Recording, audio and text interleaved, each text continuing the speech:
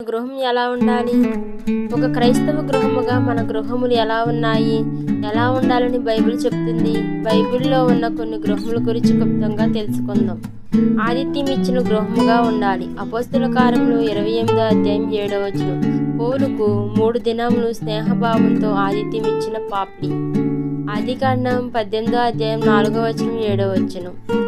తండ్రి కుమార పరిశుద్ధాత్మకు ఆతిథ్యం ఇచ్చిన అబ్రహాము.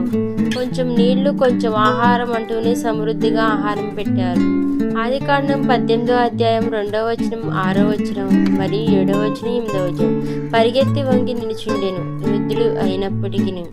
హెబ్రీ 13వ అధ్యాయం 2వ వచనం. ఎరుగకయే దేవదూతలకు ఆతిథ్యం చేసిరి.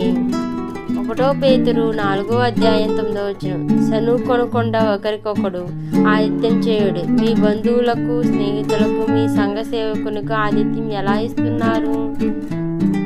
మీ సంఘ సేవకుడు మీ గృహములు ఎన్నిసార్లు భోజనం తిన్నాడు? సువాసన గల గృహముగా ఉండాలి. యోహాను సువార్త 12వ అధ్యాయము 3వ వచనము. మరియా మికిలి విలువ గల జటమాంసి అత్తరను ఇల్లు ఆ అత్తర వాసనతో నిండెను. కీర్తన 118:15. నీతిమంతుల గుడారం రక్షణ గురించిన ఉత్సాహించెను. మన గృహాలు ఏమేమి పడుతున్నాయి? గొడవల సమస్యల? కానీ ఆ గృహం చుట్టూ ఏమి ఏర్పడుతుందంట? అత్తరుతో నిండిన సువాసన, అత్తర సువాసనతో నిండిందంట ఆ గృహం అనేది. తీర్మానం చేసుకున్న గృహముగా ఉండాలి. యెహోషువ 24వ అధ్యాయం 15వ వచనము. నేనును నా ఇంటి వారిని యెహోవాను సేవించెదను. నేనును నా ఇంటి వారు ప్రతి ఒక్కరూ యెహోవాను సేవించదని తీర్మానం చేసుకోవడం అనమాట.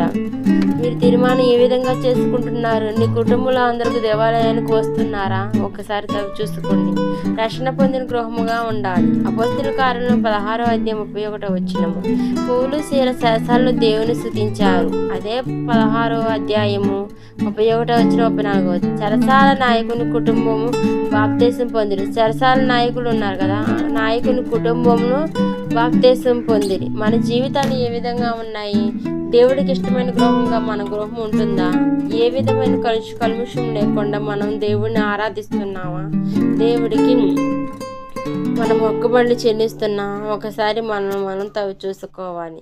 తవ్వి చూసుకొని విన్నవించి దేవుడిని మొరపెట్టాలి. ఇది ప్రభువాకు. ప్రభువు స్తుతిగాక.